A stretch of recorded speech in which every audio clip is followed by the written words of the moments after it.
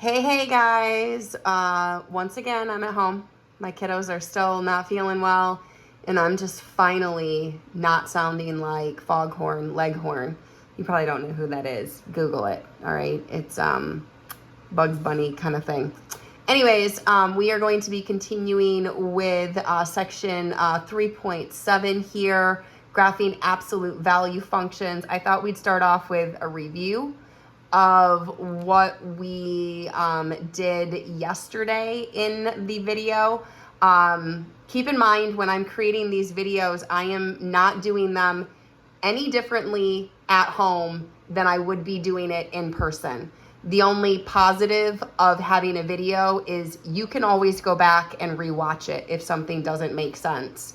You can pause it, you can fast forward it, you can rewind it. So that gives you a ton of flexibility, and I would strongly encourage you to do that if you find that you are struggling. The other thing here is you need to memorize this. All right, it kind of goes back to chapters 3 and 4 where we talked about all the different forms of a linear function and everything that went with those forms. And I had that graphic organizer that I put up for you guys on the TV screen, and I told you memorize it. Make flashcards, memorize it.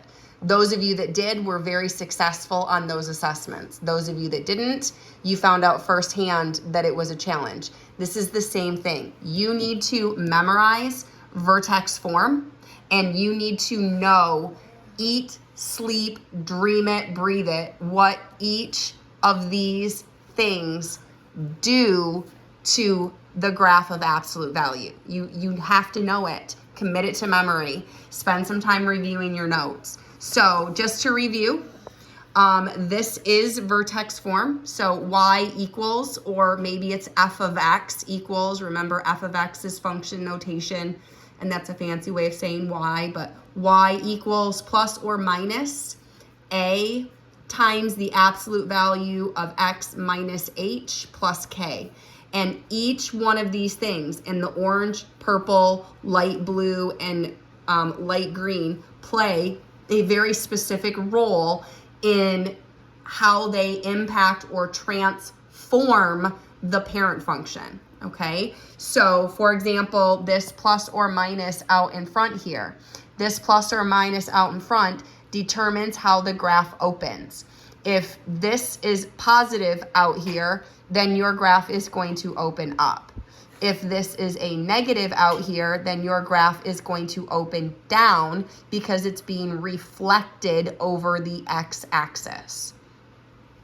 This value of A determines if the graph has a vertical stretch or a vertical shrink.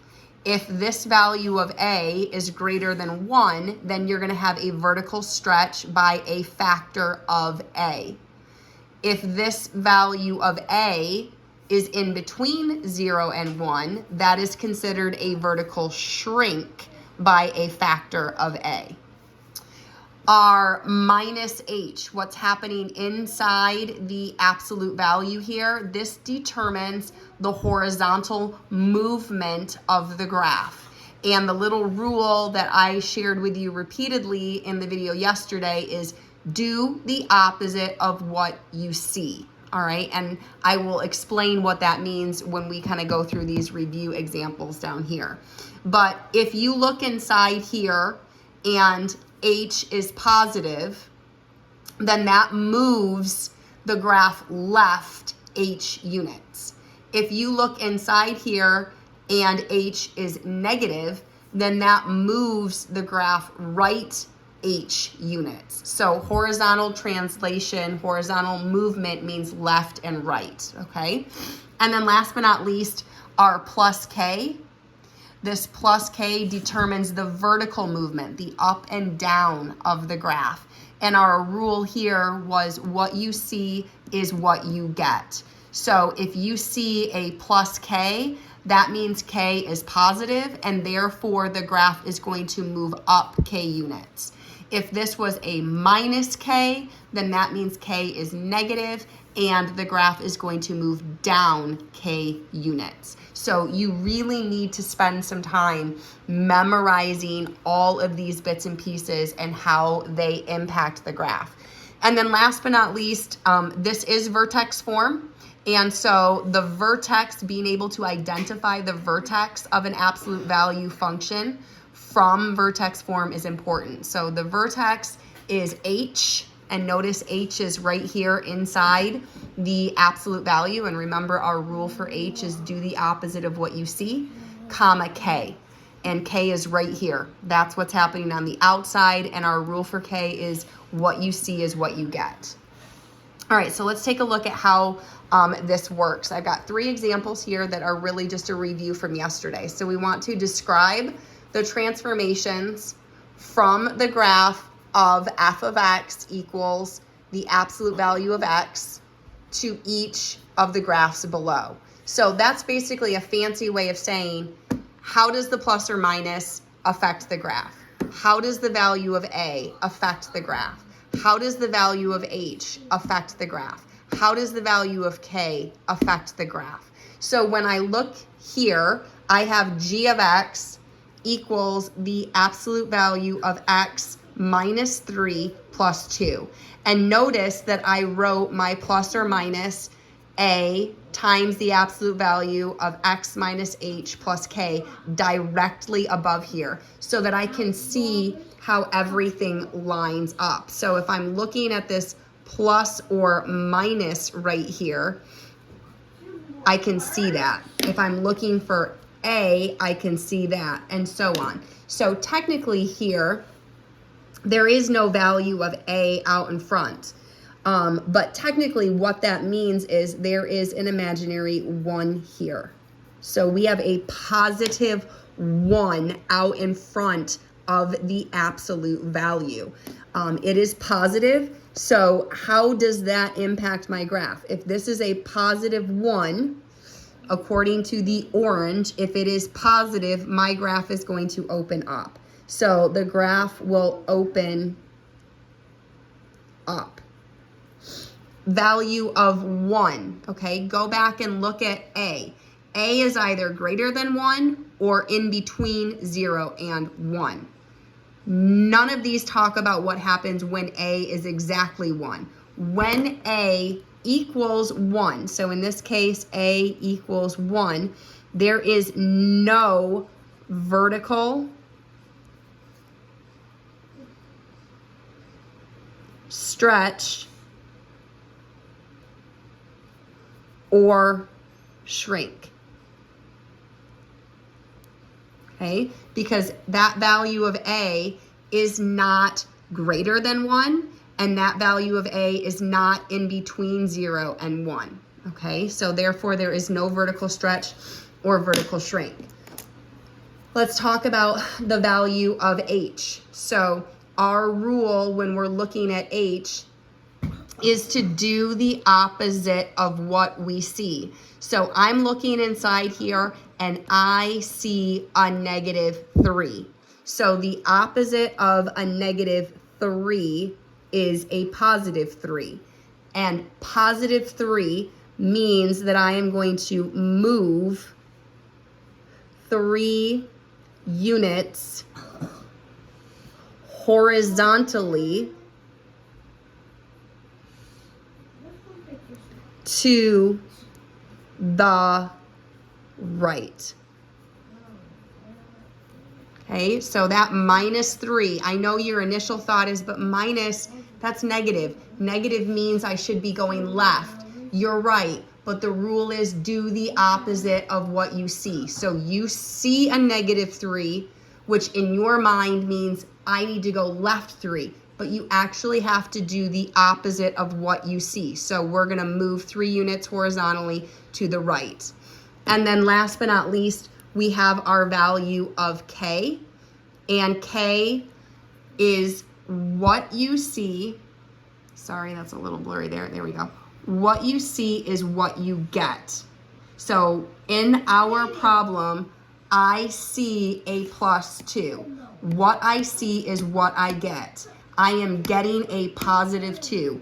So if K is positive, we are going to move up K units. So K is a positive 2. This is going to tell us to move 2 units up vertically. So in other words, it's a vertical transformation of 2 units up. What would be our vertex?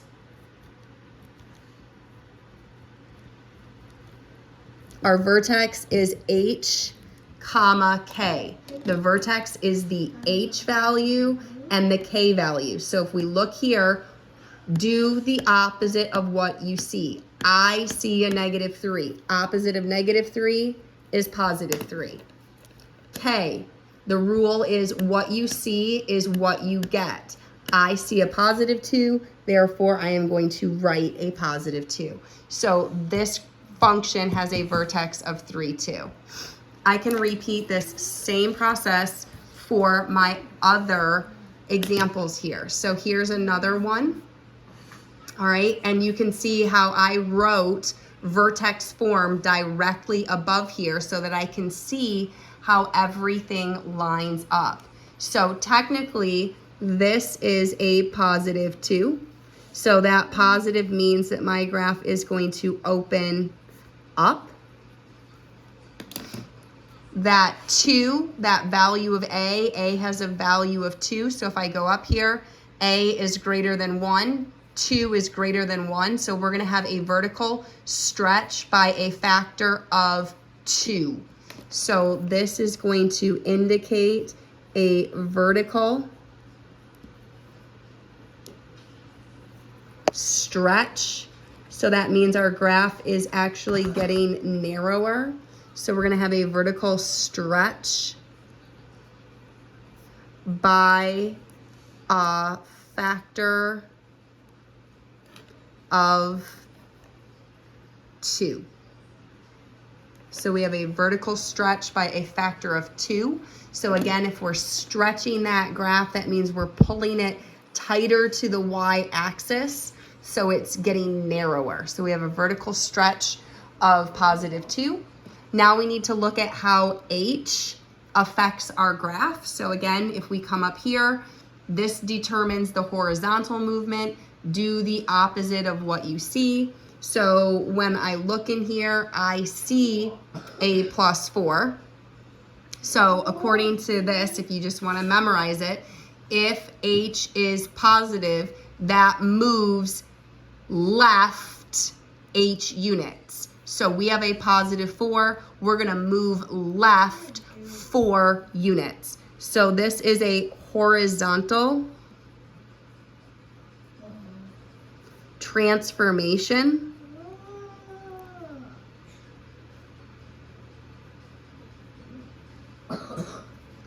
for, you can hear my son there coughing, sorry, I don't know what's wrong with this pen, 4 units left. And then last but not least, we've got a -3 here. And again, if you go up to the top, this determines the vertical movement. So what you see is what you get. So in this problem, we have a -3.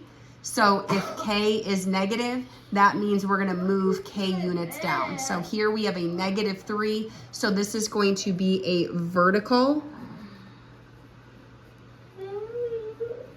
translation of 3 units down. And then what would our vertex be? Our vertex is H, comma K. So our rule for H is do the opposite of what you see. So I see a +4, therefore I am going to write a -4. And our rule for K is what you see is what you get. I see a -3, therefore I get a -3. So this graph has a vertex at -4, -3. All right, one more real quick. Okay, so again, here's my function, and I wrote vertex form directly above here so I can see how everything lines up. This is a negative out in front, so that means this is going to open down, and it is opening down because this is reflected. It is a reflection over the x-axis. That's why it is opening down. My value of A, okay, we've already taken care of the orange negative. That's here. That is no longer. Now we're looking at the value of A. A is 2/3. So if I come back up here, 2/3 falls in between 0 and 1. So that means we're going to have a vertical shrink by a factor of A, and our A is 2/3. So we're going to have a vertical shrink by a factor of 2/3. So here we're going to have a vertical shrink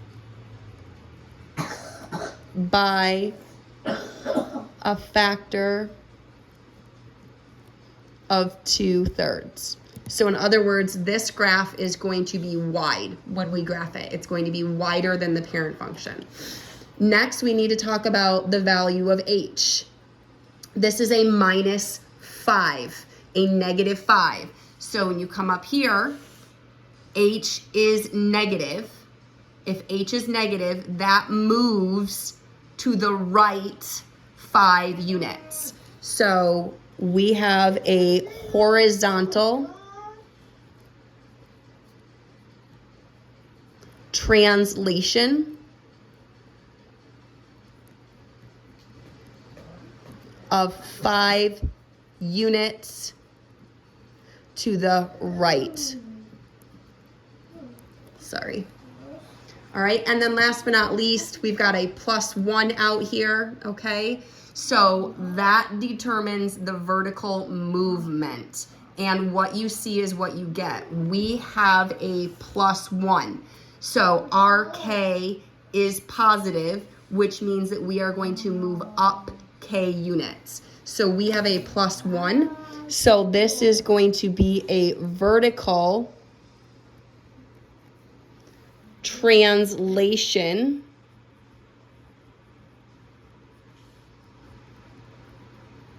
of 1 unit up.